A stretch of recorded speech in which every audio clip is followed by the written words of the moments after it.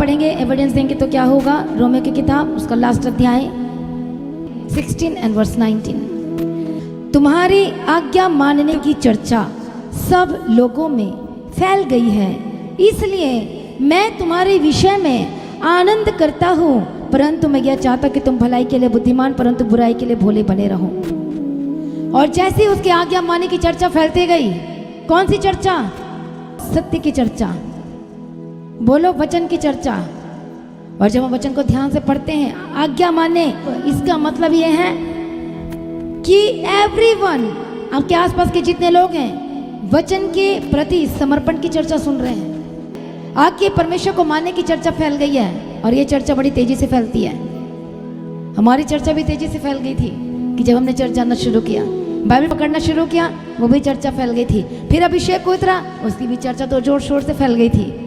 उसके बाद नफरत शुरू हो गया, उसके बाद बहुत सारे रिश्तेदार हमें छोड़ दिए, क्रिश्चियन बन गए हैं, थूका थूकी शुरू हो गया था, स्प्रेडिंग शुरू हो गया था कि कहाँ के क्या किस में पड़ गए हैं, ये क्या हो गया है, ये चर्चा थी। जब हमें वचन नहीं पता था, थोड़े दिन छिपाने की बड़ी कोशिश की, पर उतना ही बढ़ता गया, क्योंकि हमें पता था कि ज़िंदगी कहाँ से मिल रही है, छुटकारा कहाँ से मिल रहा है, आशीषें कहाँ से मिल रही हैं। थोड़े दिन ये ड्रामा चलता रहा बाइबल छुपाने का, उसके बाद बेधड़क हो गया, आप जो करना है कर ले, अब तो मैं और बाइबल दिखाना है। हालेलुया।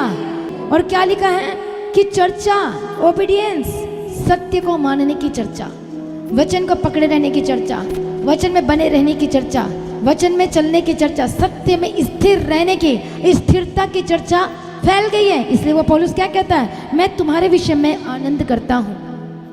चर्चा फैल रही कि छुपा रहे हो, कि दोगले बात करते हो। याकूब की पत्री में जैसे लिखा है, दुचित्ता मन, कुछ नहीं लेने वाला, इधर भी हाँ और उधर भी हाँ, कुछ नहीं लेने वाला।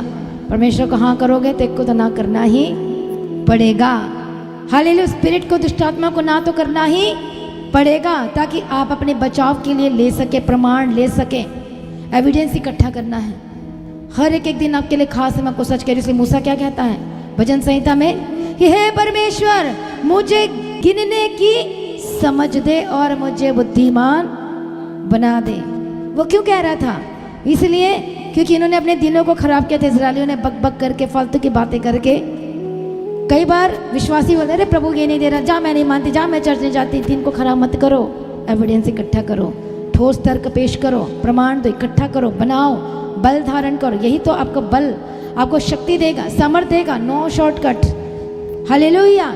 प्रभु के पीछे चलना तो पूरी तरीके से चलो, फिर डरो मत, घबराओ मत, लोग क्या कहेंगे, डरो मत।